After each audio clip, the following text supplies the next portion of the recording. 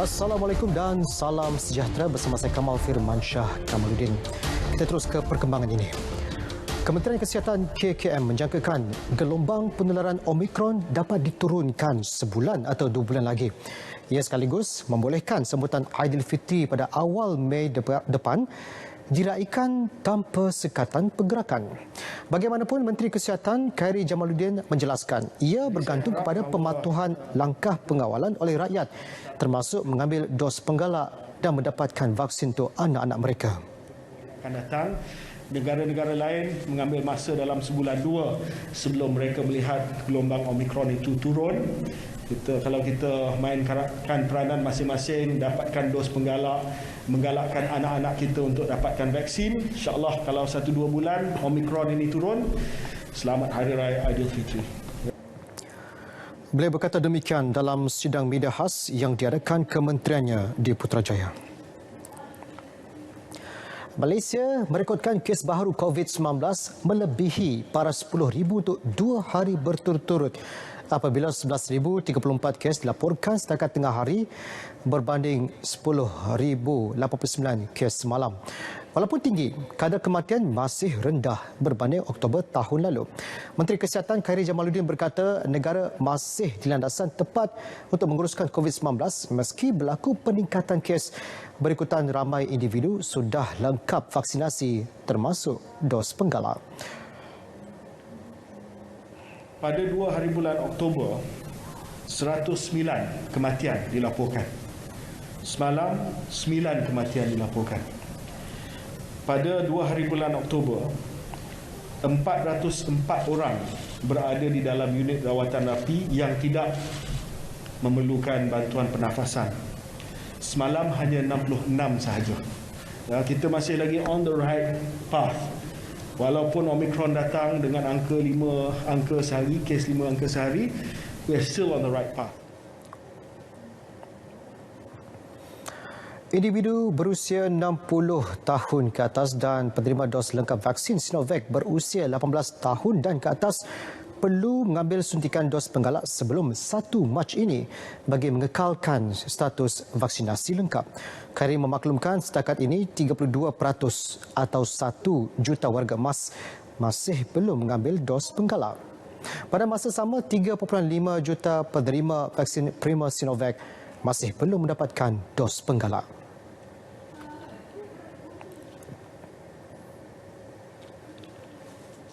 Saya merayu sangatlah, terutamanya risiko jangkitan teruk juga adalah lebih tinggi di kalangan warga emas. Daripada 32,000 lebih kematian sehingga 6 Februari, sebanyak 57% ataupun 18,362 adalah warga emas usia 60 tahun ke atas. Majoriti adalah orang tua. Data harian menunjukkan individu yang belum divaksin adalah 9 kali lebih berkemungkinan untuk dijangkiti dan 62 kali lebih berkemungkinan kematian akibat COVID-19 berbanding individu yang telah lengkap vaksin ataupun yang telah mendapat dos penggalak. Situasi semasa banjir di Pitas, Sabah. Setakat 8 malam, jumlah penduduk terjejas meningkat kepada 386 orang melibatkan 117 keluarga yang berada di 4 pusat pemindahan sementara PPS. Keadaan itu sama sekali berbeza dengan situasi petang tadi apabila hanya 313 orang daripada 96 keluarga dipindahkan. Menurut infografik Jawatankuasa Pengurusan Bencana Negeri JPBN Sabah, satu lagi pusat pemindahan sementara PPS dibuka menjadikan keseluruhan 4 PPS beroperasi bagi menempatkan mangsa banjir setakat ini. PPS tersebut ialah Dewan Kampung Sinukap yang menempatkan 73 mangsa daripada 21 keluarga. 3 PPS lain masing-masing Dewan Sekolah Kebangsaan SK Pekan Pitas 2 kekal menempatkan 108 mangsa daripada 41 keluarga. Dewan SK Rukom 132 mangsa daripada 35 keluarga dan Dewan Kampung Kusilat 73 mangsa daripada 20 keluarga. Semua PPS diaktifkan bagi menempatkan penduduk dari 8 kampung di Pitas yang dinaiki air susulan hujan lebat berterusan sejak semalam. Kampung terbabit ialah Kampung Tambilidon, Kampung Kalumpang, Kampung Taka, Kampung Saab Darat, Kampung Rukom Ulu, Kampung Kusilat, Kampung Desa Seberang dan Kampung Kanibungan.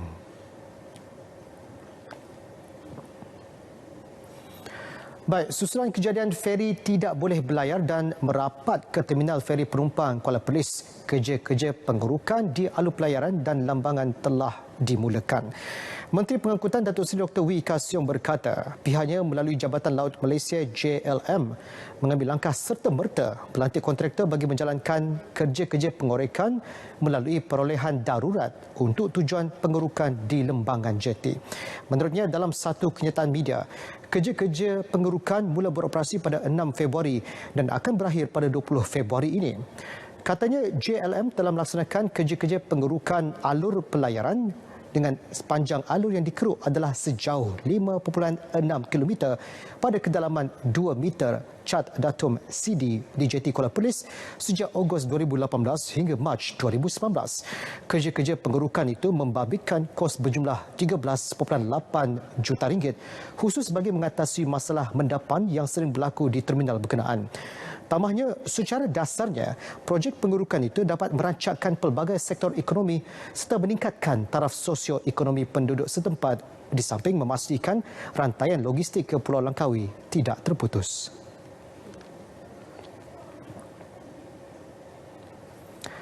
Parti Pribumi Bersatu Malaysia Bersatu tidak akan menarik sokongan kepada kerajaan demi kepentingan rakyat.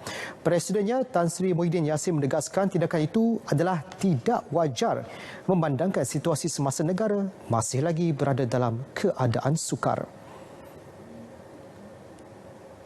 Soal tarik sokongan, adakah wajar dalam keadaan sebegini untuk buat itu hanya untuk kepentingan saya ataupun parti saya atau parti-parti tertentu?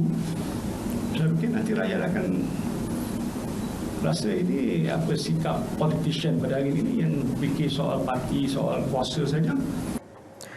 Beliau berkata demikian dalam Majlis Penyerahan Geran Penyelidikan Program Pembangunan Dasar Masa MPDP di Kuala Lumpur.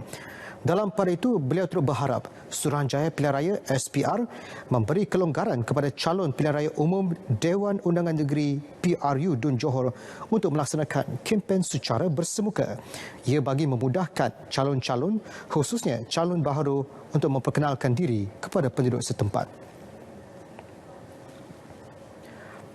Walaupun berlaku peningkatan mendadak kes harian COVID-19, PRU Dun Johor boleh diteruskan.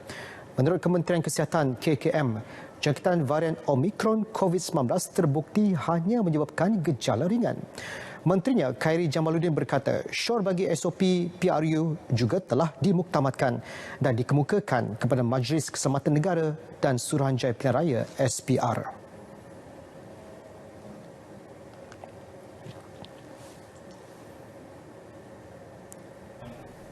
Pendirian Kementerian Kesihatan Malaysia adalah memandangkan Omicron setakat ini tidak menunjukkan kesan yang teruk seperti Delta, dan semua data yang saya sebutkan tadi bahawa kesan dia adalah tidak seteruk Delta, maka pilihan raya negeri boleh diteruskan. SPR dijangka bermesyuarat dan mengumumkan tarikh PRU Dun Johor Rabu ini.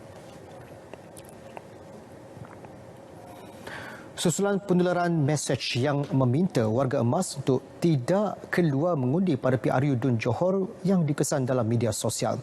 Suruhanjaya Komunikasi dan Multimedia Malaysia MCMC mengingatkan orang ramai agar berwaspada dan tidak terpedaya dengan penyebaran berita palsu berkenaan. Suruhanjaya itu menerusi satu kenyataan berkata, peringatan ini penting bagi mengelakkan kekeliruan dan suasana panik dalam kalangan masyarakat. Justru orang ramai dinasihat untuk mendapatkan maklumat terkini dan menentusahkan maklumat diterima daripada sumber rasmi, terutamanya melalui Kementerian Kesihatan KKM atau melalui portal sebenarnya.my.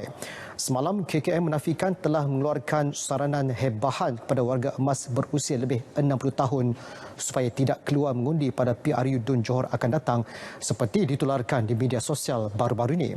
Orang ramai diminta tidak menyebarkan maklumat palsu terbabit. Balik.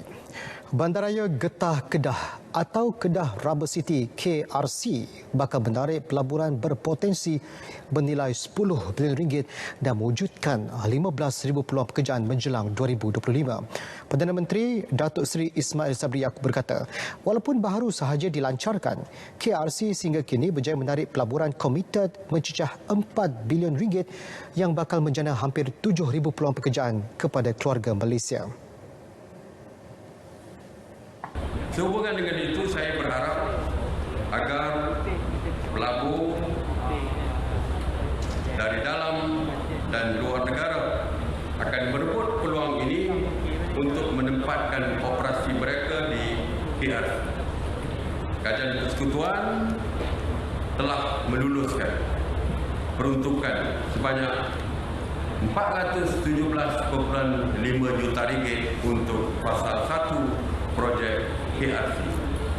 Berdasarkan kemajuan yang memberangsangkan di bawah fasa 1, fasa 2 projek KRC akan dilaksanakan pada tahun 2023. Perdana Menteri berucap melancarkan Kedah Rubber City, projek strategik Wilayah Ekonomi Koridor Utara NCER di Padang Terap. Kedah Rubber City KRC dibangunkan dengan matlamat menjadikannya peneraju pembangunan industri getah negara serta hub industri getah bernilai tinggi di peringkat global. Kewujudannya memberi manfaat kepada 73,642 pekebun kecil di Kedah.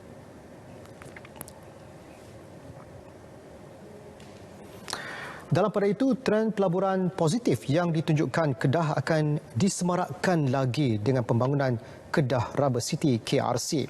Ia merupakan sebahagian daripada teras 1 di bawah pelan pembangunan Kedah 2035 iaitu kemakmuran ekonomi. Menteri Besar Kedah Datuk Seri Muhammad Sanusi Matnor berkata, menerusinya Kedah akan dipertingkatkan melalui ekosistem perniagaan dan industri yang komprehensif dengan pelaksanaan projek-projek berimpak tinggi, pelaburan dalam industri berteknologi tinggi serta pemodenan sektor pertanian negeri. Katanya pembangunan KRC Padang Terap juga adalah bertepatan dengan identiti dengan daerah itu yang berteraskan getah. Beliau berucap pada majlis perasmian projek strategik NCER Kedah Rubber City. Sementara itu, biarpun negara berdepan peningkatan kes COVID-19 kesan varian Omicron, sektor perkilangan tidak akan ditutup. Menjelaskannya, Menteri Perdagangan Antarabangsa dan Industri Datuk Seri Muhammad Azmin Ali berkata, langkah itu juga selari dengan keputusan kerajaan selain mengambil kira kesannya terhadap ekonomi negara. Menurutnya, kejayaan program imunisasi industri COVID-19 kerjasama awam swasta PIKAS juga memastikan sektor ekonomi tidak terjejas akibat COVID-19.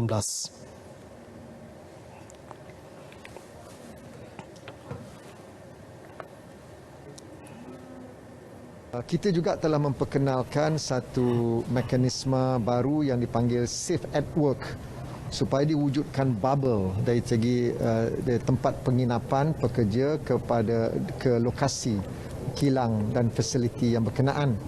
Dan sekiranya ada kes-kes baru, tidak ada keperluan untuk kita menutup keseluruhan kemudahan ini. Beliau berkata demikian selepas mengadakan program lawatan kilang ST Microelectronics Sdn Berhad dan sesi bersama keluarga mangsa pandemik COVID-19 di kawasan perindustrian Tanjung Agas Muar. Seramai 20 ahli keluarga pekerja kilang yang meninggal dunia akibat COVID-19 menerima bantuan meeting. Program imunisasi COVID-19 kebangsaan kanak-kanak PIC Kids di Labuan bermula hari ini. Pengarah Kesihatan Negeri Dr. Ismuni Bohari berkata ini memberi peluang kepada hampir 13,000 kanak-kanak berumur 5 hingga 11 tahun yang layak menerima vaksin berkenaan.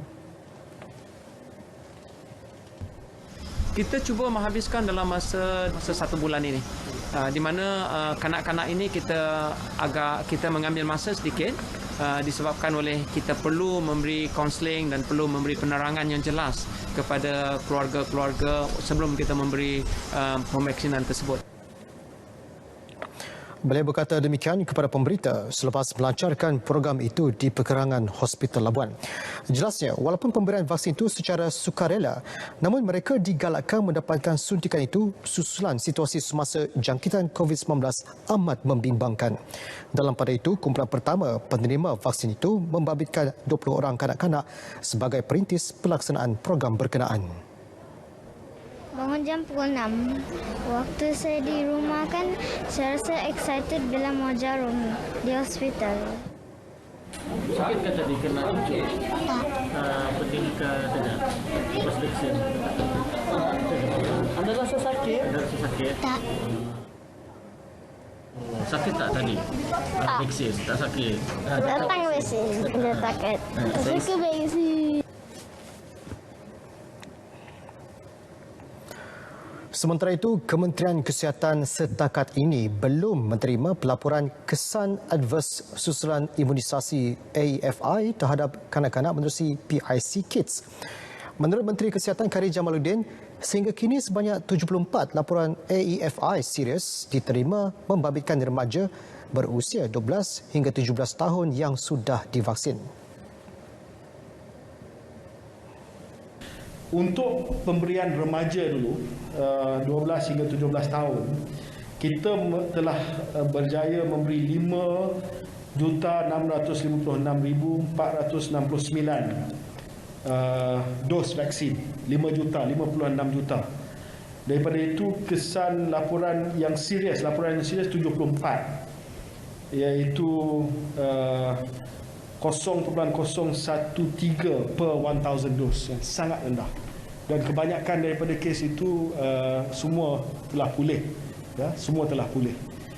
Tetapi untuk kanak-kanak, walaupun masih lagi awal, kita telah beri hampir 18,000 dos setakat ini untuk kanak-kanak. Pelaporan AFI sehingga sekarang adalah kosong. Zero. Okey? Mungkin akan ada, tapi so far tidak ada apa-apa lagi.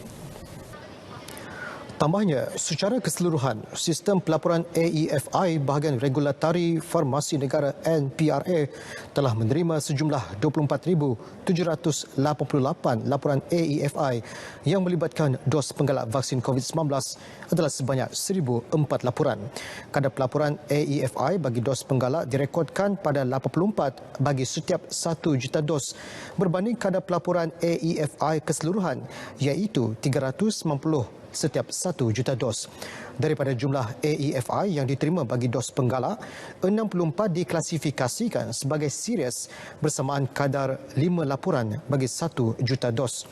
Ia adalah lebih rendah berbanding laporan AEFI yang diterima keseluruhan termasuk dos pertama dan kedua iaitu kadar 27 laporan bagi setiap 1 juta dos. Majoriti AEFI yang dilaporkan untuk dos penggalak adalah ringan dan biasanya akan pulih dalam masa beberapa hari. Masalah kekurangan bekalan telur ayam di pasaran dijangka berlarutan sehingga Ramadan. Ia susulan kos tenakan semakin tinggi, menjadikan harga telur ayam semakin rendah, menyukarkan mereka untuk meneruskan pengeluaran. Sehubungan itu, Gabungan Persatuan Peladang Ternakan Malaysia FLFAM memohon kerajaan segera berbincang mengenai subsidi pembelian dedak. Timbalan pengurusnya, Lee Yun Yao berkata, terdapat kemungkinan pengeluar telur ayam terpaksa mengurangkan kos bagi mengurangkan beban kerugian.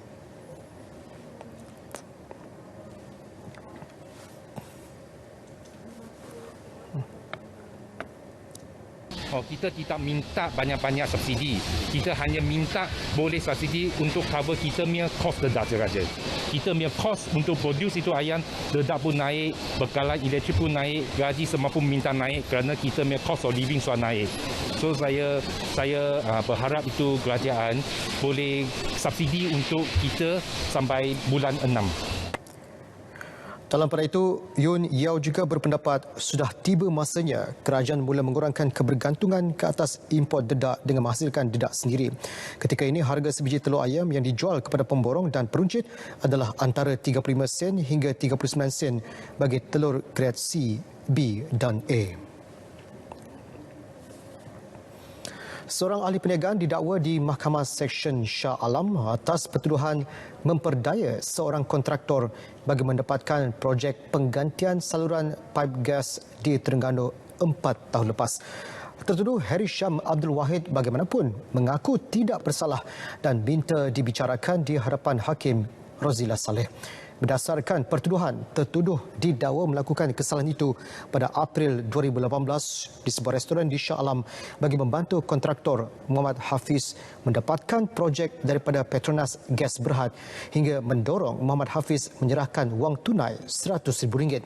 Pertuduhan dikemukakan mengikut Seksyen 417 Kanun Kesiksaan yang memperuntukkan hukuman penjara maksimum 5 tahun atau denda atau kedua-duanya jika sabit kesalahan. Sebelum itu, Timbalan Pendakwa Raya Suruhanjaya Pencegahan Rasuah Malaysia SPRM Fadli Abdul Wahab memohon kes dipindahkan ke Mahkamah Sesyen Kuala Lumpur untuk dibicarakan bersama 4 lagi pertuduhan yang telah didakwa pada 20 Januari lepas. Mahkamah kemudiannya membenarkan permohonan tersebut dan menetapkan tarikh bicara 21 Februari depan. Jabatan Siasatan dan Penguatkuasaan Trafik JSPT Negeri Sembilan mengeluarkan 10,559 saman bernilai 2.6 juta ringgit sepanjang OP Selamat 17 sempena perayaan Tahun Baharu Cina 2022. Saman yang dikeluarkan melibatkan 6 kesalahan utama dengan memandu melebihi had laju, mencatatkan jumlah tertinggi dengan 6,032 kes. Menurut Ketua Polis Negeri Sembilan Datuk Muhammad Mat Yusof, OP Selamat 17 mencatatkan penurunan signifikan dalam kadar kemalangan jalan raya berbanding OP Selamat 16 pada 2020.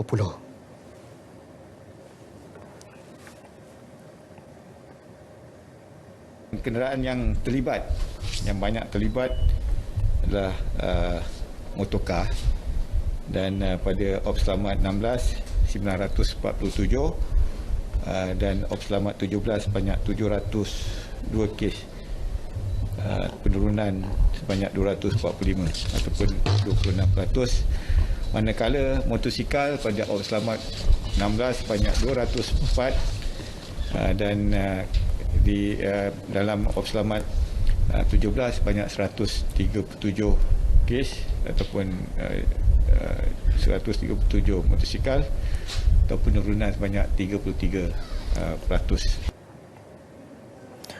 Beliau bercakap dalam sidang media di Ibu Pejabat Polis Kontingen Negeri Sembilan. Keseluruhannya, jumlah kemalangan mengikut jenis jalan yang direkodkan pada OP Selamat 17 adalah 564 kes. Jalan bandara merekodkan jumlah tertinggi dengan 204 kes, manakala kenderaan jenis kereta paling banyak terlibat dalam kemalangan dengan 702 kes. 126 kenderaan diambil tindakan mengikut Akta Pengangkutan Jalan 1987 atas pelbagai kesalahan menerusi operasi khas motosikal Tahun Baharu Cina Jabatan Pengangkutan Jalan JPJ Johor.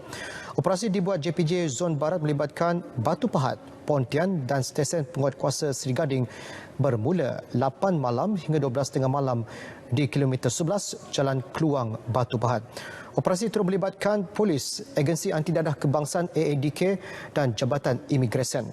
Pengarah JPJ Johor Azmil Zainal Adnan menerusi kenyataan berkata 560 kenderaan diperiksa sepanjang operasi. 156 kesalahan turut dikenal pasti dan 149 notis dikeluarkan. Antaranya kerana lesen kenderaan motor tamat tempoh, tiada perlindungan insurans dan kesalahan nombor pendaftaran. Polis turut mengeluarkan 56 saman dan menahan seorang pemandu mabuk. Seorang pekerja binaan projek Jambatan Lingga Sebuyau dilaporkan hilang selepas terjatuh ke dalam sungai Seterap di Kampung Lingga, Seri Aman. Mangsa Ten Y Maun, 35 tahun, dipercayai warga negara Myanmar.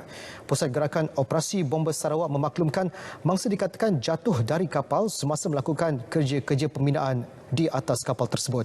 Operasi mencari dan menyelamat kemudiannya digerakkan melibatkan beberapa jabatan dan agensi seperti pasukan bomba, polis dan orang awam.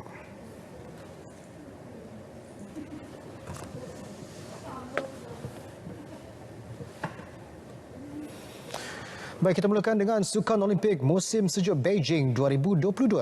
Atlet tunggal wanita negara Arwin Salehuddin menamatkan saingan acara Giant Slalom di kedudukan ke-38 daripada 60 peserta yang beraksi di pusingan kedua atau Run 2. Pada pusingan berkenaan yang berlangsung di Pusat Ski Alpine Kebangsaan Yanqing, Arwin mencatat masa 1 minit 6.15 saat.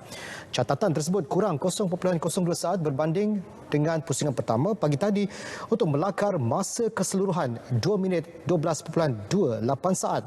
Atlet Sweden Sarah Hector meraih pingat emas selepas mencatat masa terpantas keseluruhan 1 minit 55.69 saat. Pingat perak menjadi milik wakil Itali Federica Brignoni, manakala Lara Gulberhami dari Switzerland meraih gangsa. Juara bertahan Universiti Kuala Lumpur UniKL tidak akan beraksi dalam saingan Liga Hoki Malaysia MHL 2022 yang akan membuka tirainya pada 18 Februari ini. Ia berikutan kegagalan pasukan itu menghantar borang pengesahan akhir selepas tamat tempoh masa tambahan yang diberikan. Pengerusi Jawatankuasa Pertandingan Konfederasi Hoki Malaysia KHM, Datuk Seri Dr. Anil Jit Singh berkata ketiadaannya akan diganti dengan skuad pembangunan KHM.